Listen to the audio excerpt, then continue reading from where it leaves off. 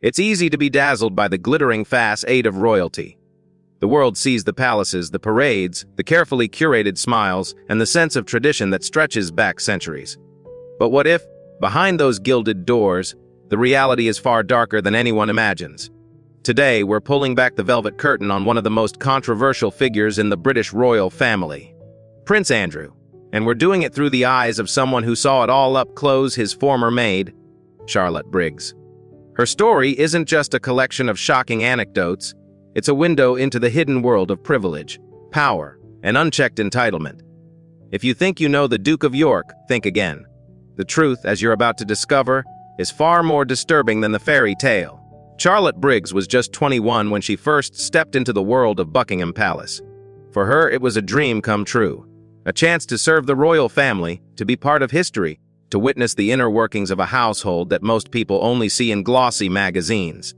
She arrived with hope, with excitement, and with the belief that those born into privilege must surely be gracious, kind, and noble. But it didn't take long for that illusion to shatter. What Charlotte found was not the charm and dignity she expected, but a daily ordeal of humiliation, fear, and emotional exhaustion. And at the center of it all was Prince Andrew. From the very beginning, Andrew's reputation among the staff was notorious.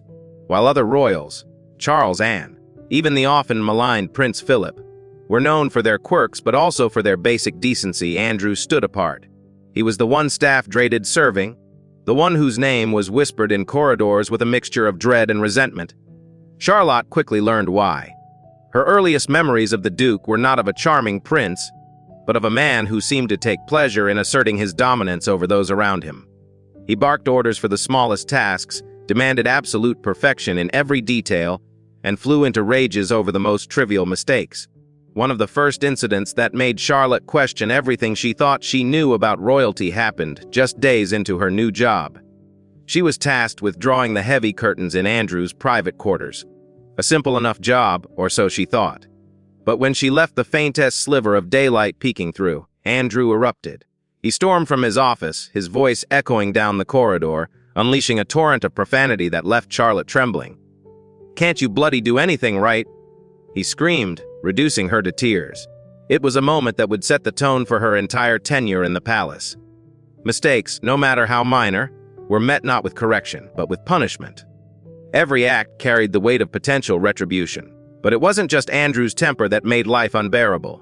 It was his bizarre, obsessive demands, rituals that bordered on the absurd. The most infamous of these revolved around his collection of stuffed animals.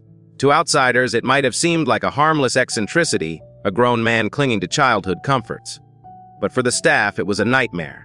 Andrew kept 72 teddy bears, along with a stuffed hippo and a black panther, and he insisted they be arranged with military precision.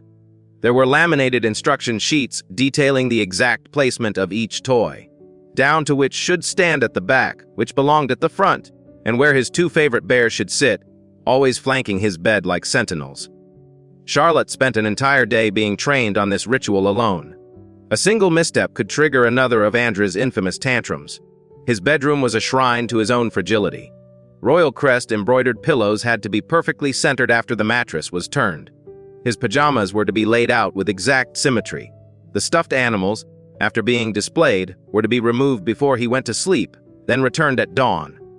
For Charlotte and her colleagues, it was like walking on eggshells every day. The image of a royal who cried over curtains and teddy bears clashed violently with the charm he projected in public. But the story of Prince Andrew's behavior doesn't end with tantrums over curtains or the meticulous arrangement of stuffed animals. For Charlotte Briggs and many others who worked in the palace, the real trauma came from the daily atmosphere of fear and unpredictability that Andrew created. His presence was like a storm cloud, unpredictable, volatile, and always threatening to break. Staff members learned to move quietly, to avoid eye contact, to anticipate his moods before he even entered a room. The palace, for all its grandeur, became a place of silent suffering. Charlotte remembers the constant anxiety that came with every shift. She would rehearse her tasks in her mind, double-checking every detail, knowing that even the smallest oversight could provoke a public outburst. Andrew's temper was legendary, but it was his sense of entitlement that truly set him apart. He treated the staff not as people, but as invisible servants whose only purpose was to cater to his every whim. There was no gratitude, no acknowledgement, no basic courtesy. Compared to his siblings, Charles, who was reserved but polite, or Edward, who was known for his gentle humor, Andrew was in a class of cruelty all his own. It wasn't just Charlotte who suffered. Other staff members shared similar stories, each more unsettling than the last. One former maid recalled being forced to rush across the room to close curtains that Andrew himself was standing directly next to, just to remind her of her place. Another described his coldness and condescension in even the simplest exchanges. The message was always clear: you are beneath me, and you exist only to serve. The power dynamic was unmistakable, and Andrew wielded it with relish. But perhaps the most disturbing aspect of Andrew's behavior was how unnecessary it all seemed. Unlike his siblings, Andrew wasn't burdened by the responsibilities of a future king. His role was ceremonial at best, indulgent at worst. Yet he demanded worship from those beneath him, creating an environment so toxic that even the prestige of working in the palace became a curse. Charlotte's dream of royal service had turned into a daily nightmare. The press, always hungry for royal gossip, eventually caught wind of these stories. Headlines began to appear, painting a portrait of a grown prince trapped in arrested development, dependent on young maids to soothe his temper and protect the sanctity of his teddy bears. But for Charlotte, it was no laughing matter. The emotional toll was real, and the scars ran deep. She described it as walking on eggshells every day, never knowing when the next explosion would come. What made these revelations even more powerful was the contrast between Andrew's public persona and his private behavior. In front of the cameras, he was the charming Duke of York, smiling and waving, playing the part of the dutiful royal. But behind closed doors, he was a tyrant, ruling his household with fear and humiliation. The staff saw the truth, and for years, they suffered in silence. Charlotte's story is not just about one man's cruelty, it's about a system that enabled it. The palace hierarchy protected Andrew, shielding him from consequences and silencing those who dared to speak out. Complaints were ignored, grievances dismissed, and the staff were left to endure the abuse alone. It was a culture of complicity, where the reputation of the royal family mattered more than the well-being of those who served them. But Charlotte was not alone in her suffering. Over time, more former staff members began to share their experiences, each account adding another layer to the portrait of a man who relished humiliating others. One ex-maid remembered being reduced to tears over a misplaced pillow. Another described the dread of being summoned to Andrew's quarters, knowing that any mistake could lead to a public dressing down. The stories were different, but the pattern was the same. A man who saw service not as assistance, but as submission. For Charlotte, the breaking point came when she realized that no amount of effort, no level of perfection would ever be enough.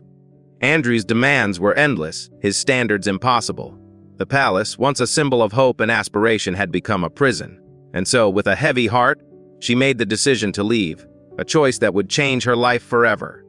Leaving Buckingham Palace was not an easy decision for Charlotte Briggs. The weight of disappointment, the sense of failure, and the fear of speaking out against one of the most powerful families in the world all pressed down on her. But as she stepped away from the palace gates for the last time, she carried with her a story that demanded to be told. For years, she kept her experiences to herself, haunted by memories of humiliation and anxiety. But as more stories about Prince Andrew's behavior began to surface, Charlotte realized she was not alone. The silence that had protected the Duke of York for so long was finally beginning to crack. The world outside the palace was hungry for the truth. Tabloids and broadsheets alike seized on every new revelation, eager to expose the darker side of royal life.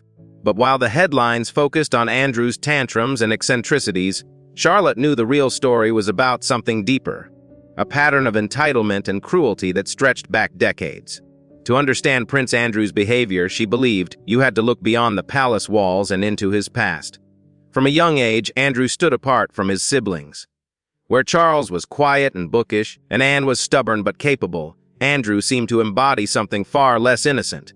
Even as a child, palace staff and royal watchers noted a habit of cruelty that ran through his play. He didn't just crave attention, he demanded it, often finding it through taunting and tormenting those who couldn't fight back. One of his earliest amusements was baiting the Queen's stone, faced guards, mocking their rigid posture and pulling faces to break their composure. When they didn't react, he grew angrier, escalating his antics to force them into acknowledging him. But the real cruelty, Charlotte learned, was not limited to people. Animals, too, bore the brunt of Andrew's spoiled temper. Accounts from the time describe him kicking at the family dogs, laughing when they yelp, and striking at horses' legs with sticks for his own amusement. The behavior so horrified the royal grooms that one day they took matters into their own hands, shoving the young prince headfirst into a pile of horseshit and covering him with fresh dung. A grotesque punishment, but one they clearly felt he had earned. Even as he grew older, Andrew's mentality didn't mature, it simply became harsher. At school, his reputation followed him like a shadow.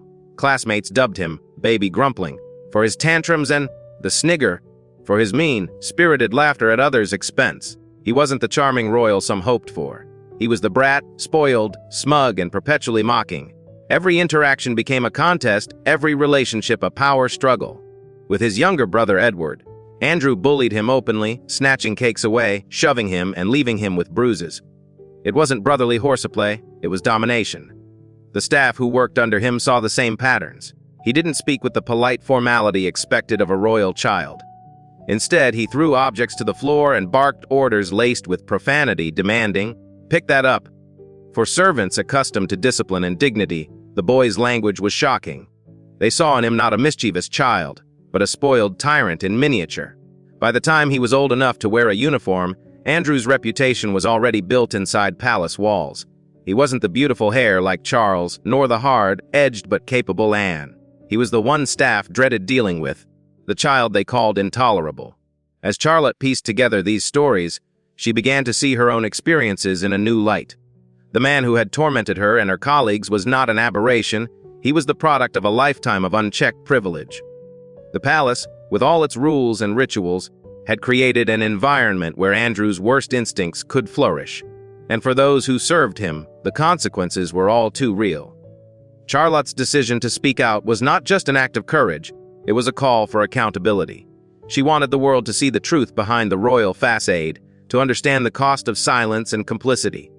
Her story, and the stories of so many others, became a rallying cry for change, a demand that those in power be held to the same standards as everyone else. As Charlotte's story began to circulate, it resonated far beyond the walls of Buckingham Palace. The public, long fascinated by the mystique of royalty, found themselves confronted with a reality that was both shocking and disturbingly familiar. The idea that power could corrupt, that privilege could breed cruelty, was not new. But hearing it from someone who had lived it, someone who had endured the daily humiliations and witnessed the unchecked entitlement firsthand, gave the narrative a new urgency. Charlotte's voice, once silenced by fear, became a beacon for others who had suffered in similar ways. The media, sensing the magnitude of the revelations, dug deeper. More former staff members came forward, each with their own stories of Andrew's behavior. The pattern was impossible to ignore. There were tales of maids being berated for the smallest mistakes, of drivers being screamed at for arriving a few minutes late, of gardeners being chastised for leaves out of place. One former equerry described working for Andrew as being a human punching bag, a sentiment echoed by many who had served in his household. The stories varied in detail, but the underlying theme was always the same. A man who saw those around him as tools to be used and discarded, rather than people deserving of respect. The contrast between Andrew and his siblings became even more pronounced as these stories emerged. While Charles and Anne were known for their demanding schedules and high expectations, they were also remembered for moments of kindness and gratitude. Staff recalled Charles taking the time to learn their names and offering a quiet word of thanks after a long day.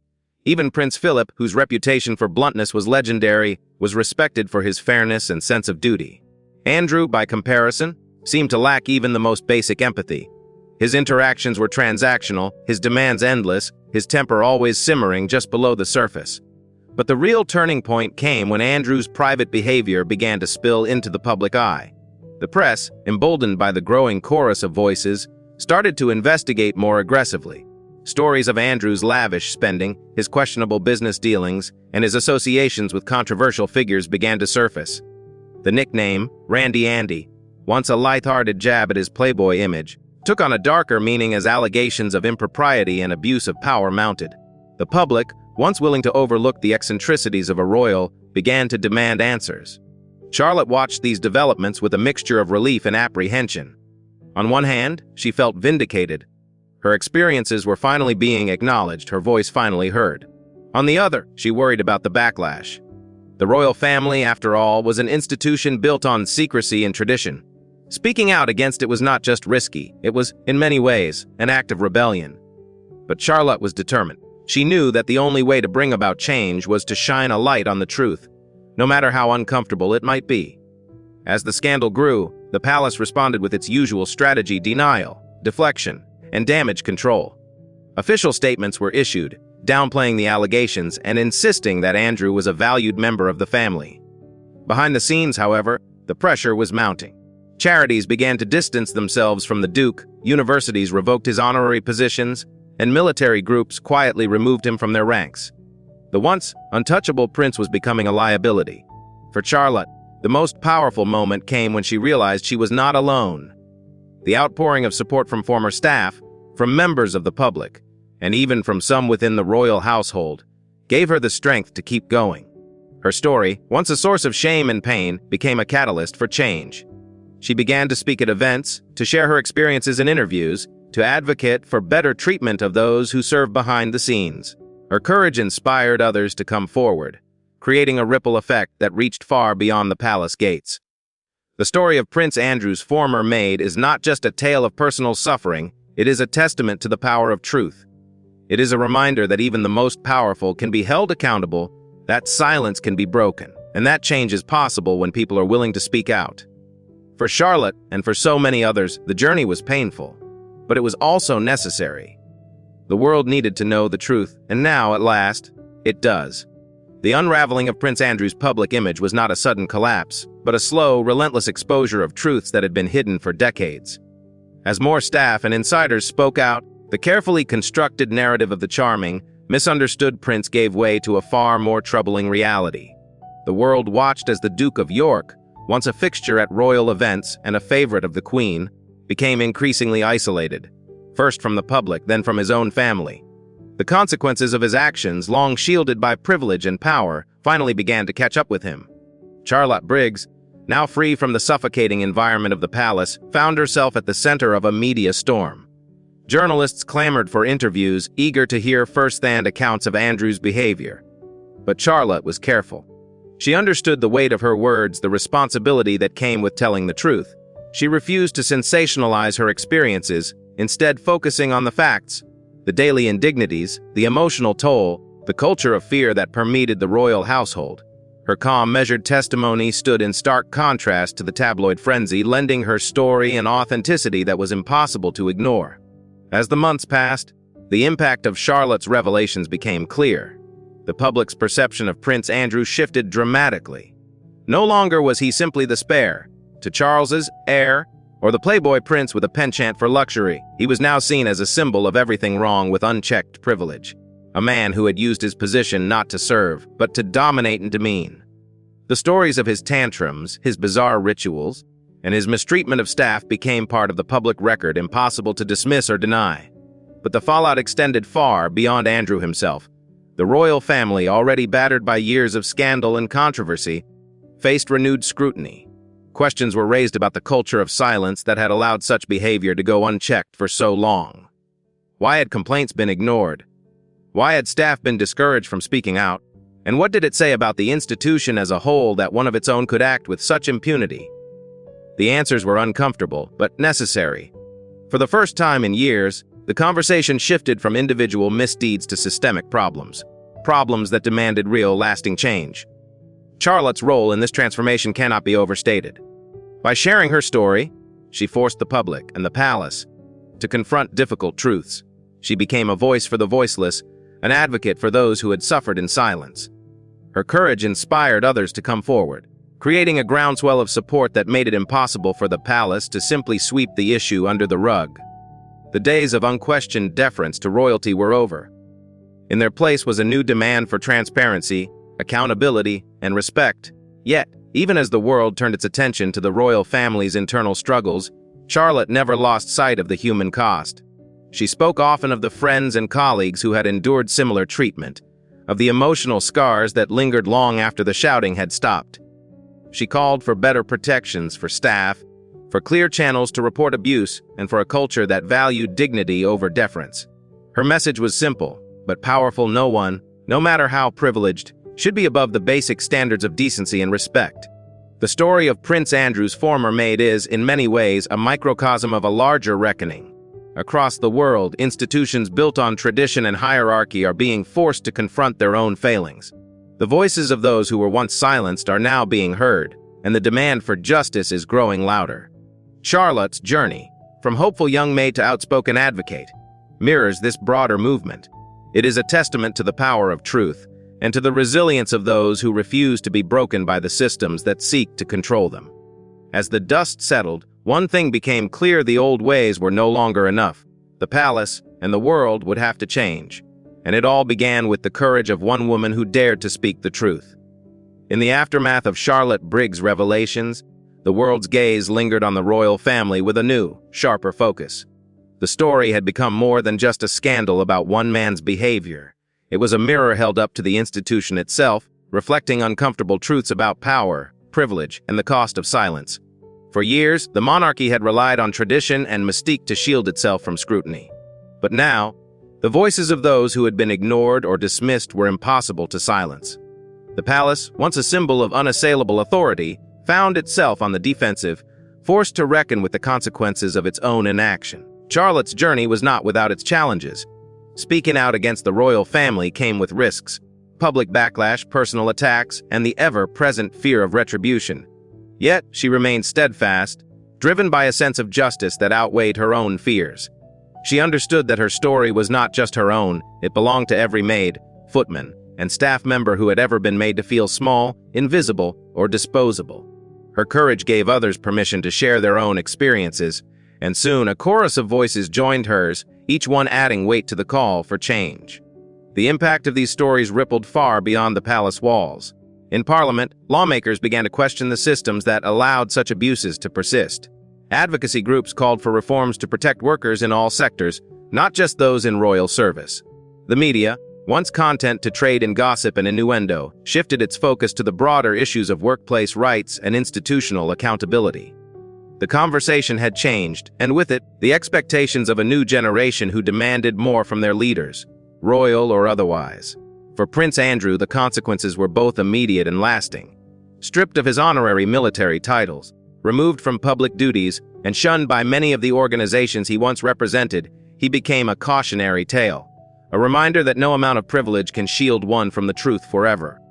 The images of him, once at the center of royal life, now relegated to the background at family events, spoke volumes. The gap between Andrew and the rest of the family was no longer just physical; it was symbolic of a deeper rupture, one that could not be easily repaired. Yet, even as the focus remained on Andrew's downfall, Charlotte never lost sight of the bigger picture. She continued to advocate for those whose stories had yet to be told, pushing for changes that would ensure no one else would have to endure what she had. Her efforts led to new conversations about mental health, workplace dignity, and the importance of listening to those who serve behind the scenes. She became a sought-after speaker, her insights valued not just for their candor, but for their humanity. Through her work, she helped to redefine what it meant to serve with honor, not just for the royals, but for everyone. The legacy of Charlotte's courage is still being written. In the years since her story first broke, there have been signs of progress. The palace has implemented new protocols for staff welfare, and there is a growing recognition that the old ways of doing things are no longer acceptable. But the work is far from over. True change, as Charlotte often reminds her audiences, requires vigilance, empathy, and a willingness to confront uncomfortable truths. It means holding even the most powerful to account and refusing to accept silence as an answer. As the world moves forward, the story of Prince Andrew's former maid stands as a powerful reminder of the difference one voice can make. It is a testament to the strength of those who refuse to be silenced and to the possibility of redemption, not just for individuals, but for institutions as well. The palace may never fully escape the shadow of its past, but thanks to Charlotte and those like her, it has been forced to face it. In the end, the true measure of a society is not how it treats its most privileged, but how it listens to its most vulnerable. Charlotte Briggs' story is a call to action, a challenge to all of us to demand better, to speak out against injustice, and to believe that change is possible, even in the most unlikely of places. The curtain has been pulled back, the truth revealed. What happens next is up to us.